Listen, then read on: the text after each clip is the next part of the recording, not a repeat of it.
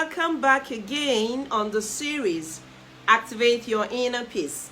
Today is day 13th of this wonderful series that helps you find yourself at the place of serenity and obviously inner peace.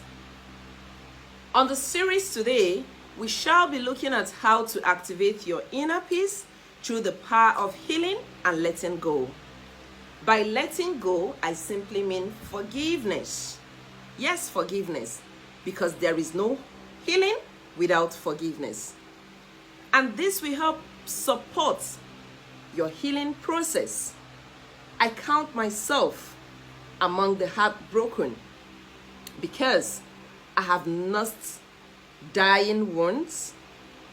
I have nursed dying loved ones. I've lost loved ones, and I've suffered heartbreak. I have cried alone in my closet, in my room, sometimes with family, sometimes with friends. And I tried to run away from this heartache, but eventually it found me, and that's life. It is one of life's cruel reality.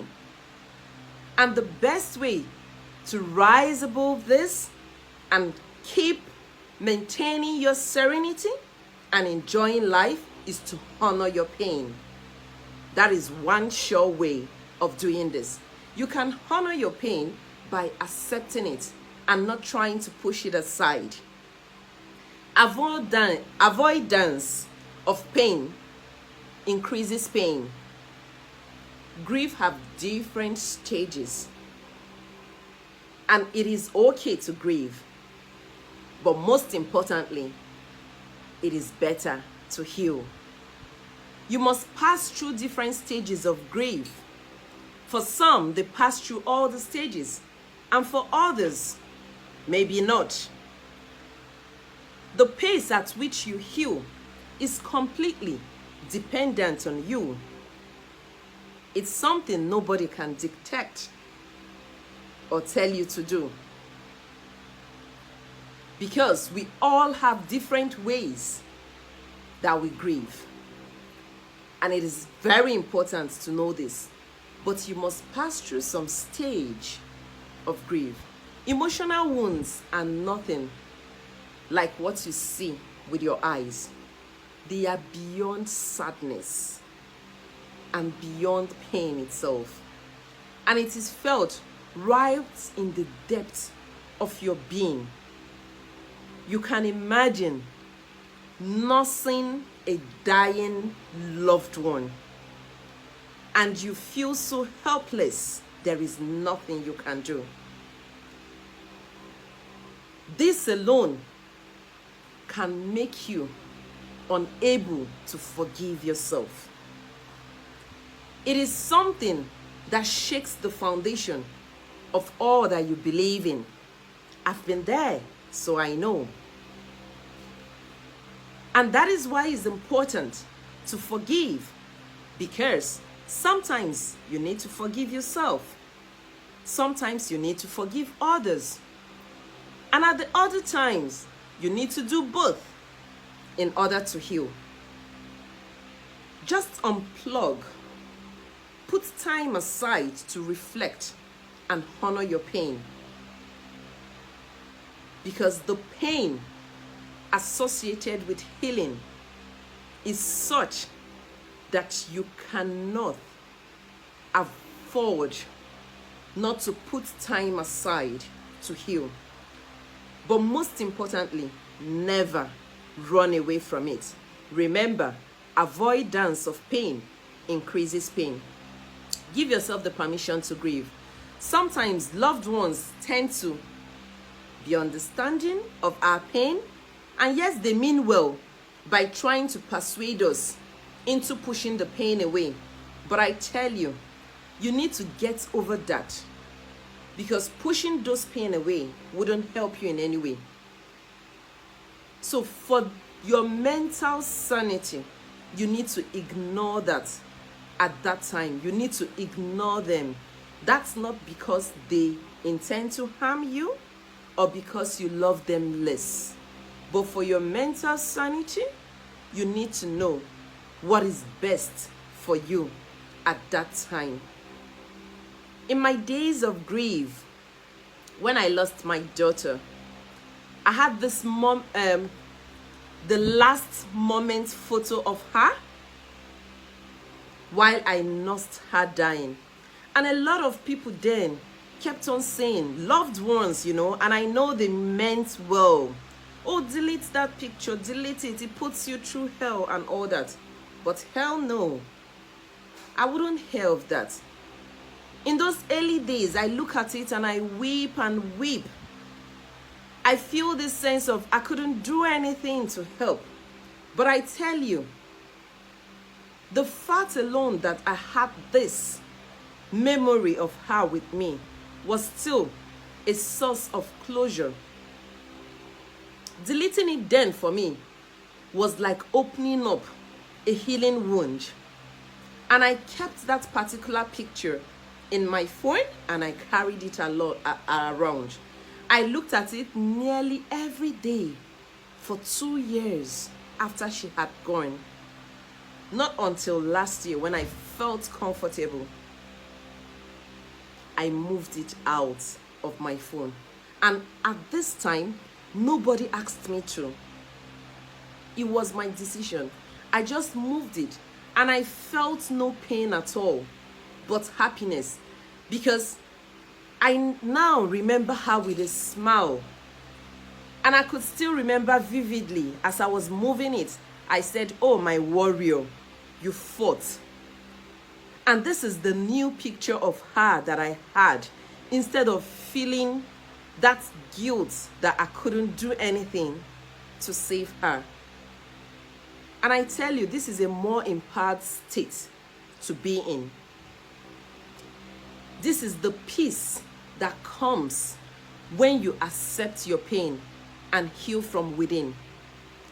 The Satan heals all wound. But I tell you, what actually heals wound is the realization of the fact that the wound exists, the acceptance, forgiveness, and being patient and kind with yourself. These are the key things that helps you recover. They are the key to recovery. You can surround yourself in the moment with friends or family, loved ones who understand and support you in the right way. I was blessed to have ample number of these friends, family, and loved ones in my time of grief. And this helped me a whole lot. Number 2 sure way of healing is to try to connect yourself back to society and reality as soon as possible. You cannot remain in that place of grief just because it is okay to grieve. You can't remain there forever. So it is possible, it is advisable to connect yourself back to society and to reality. Because being alone for a long time, being alone for a while grieving, yes, it's part of healing. Especially if you are really taking out time to reflect in a gentle way. To reflect in a gentle but good way. But long periods of this isolation becomes unhealthy and can be disastrous to you.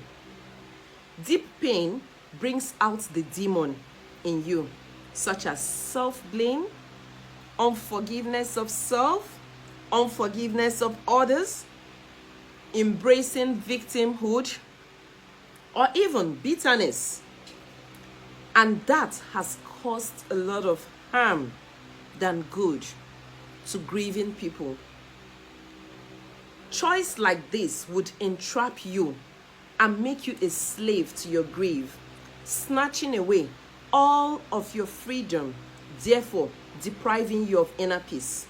You need to reach out to well-meaning people like family. You cannot overemphasize the benefits of real family and friends at this time.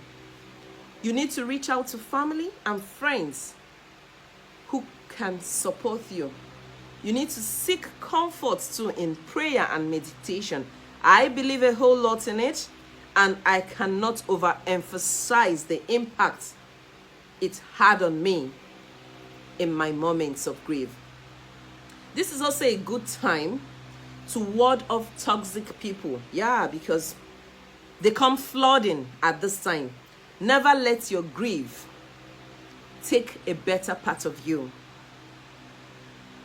These were my strongest weapon and lesson in my days of grief. Do whatever brings you peace of mind at this time, instead of longing for a miracle which might never happen. Create one for yourself. This is a great time to discover yourself if you use it in the right way. I found purpose in my own time. What about you? The third thing you can do is to take a break. It is okay to take a break from your pain. Even more importantly, to engage in healthy compartmentalization. By compartmentalization, I mean putting things in the right perspective. Every human finds relief in different ways. Try to categorize what you choose to focus. Put them in different compartments in your mind and pick the compartments you want to focus on at a time. I remember a very good friend of mine who happens also to be my health coach at then, Izine, and she knew my love for colors. So she called me then and said, "Would you like to draw? You can color it in any shade you prefer." This was what she said to me. Now, do not ask me the shade I painted. But I felt a deep sense of relief after doing that. So you need to discover different things that can distract you, different creative activities you love. Try to compartmentalize and do things in that order.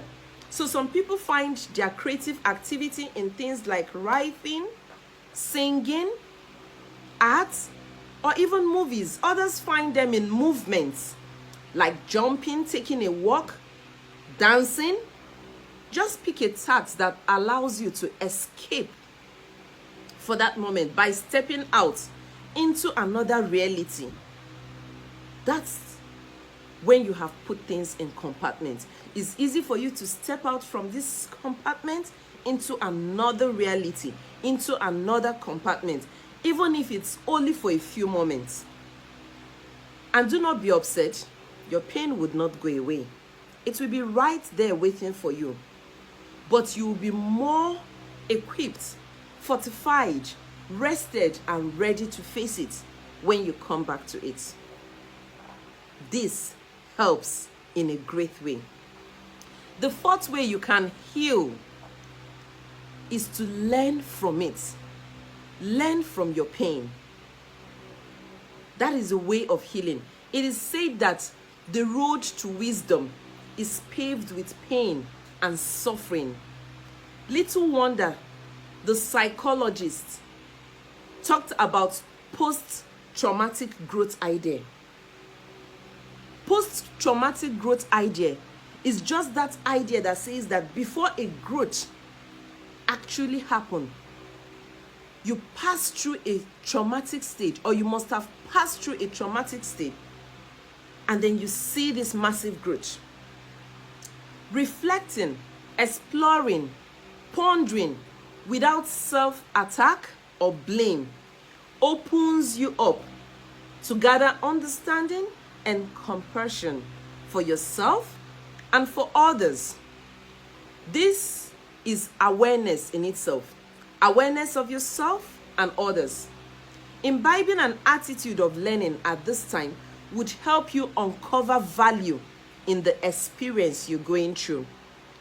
You may also discover a new curious freedom, because there's purpose in every pain and suffering. Excuse me. Recovering from every emotional trauma like grief makes you stronger, wiser, and more resilient. The fifth way of healing is to move on. Yes, you need to keep moving. You must move on.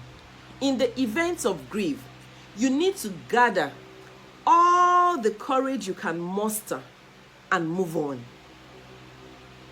Because if you remain there, your serenity will be snatched and taken away from you by your mind, and this can degenerate to mental health issues. You must move on, because this is one situation you cannot change. Accepting your current reality and moving on would help you a lot.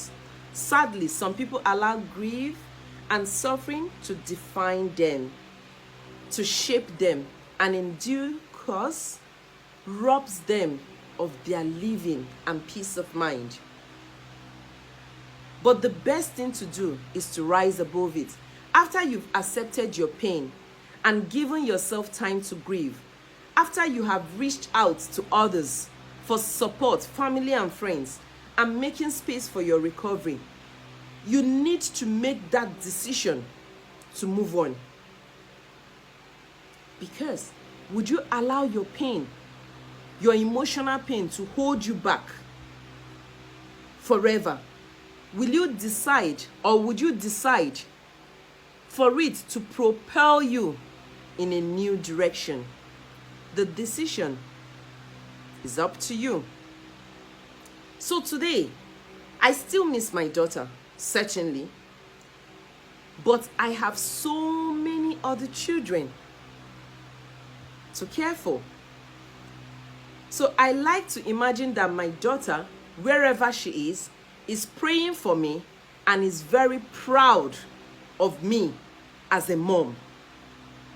And this new mindset I've cultivated about her gives me the energy and the strength to move on and rise above whatever pain could have held me down.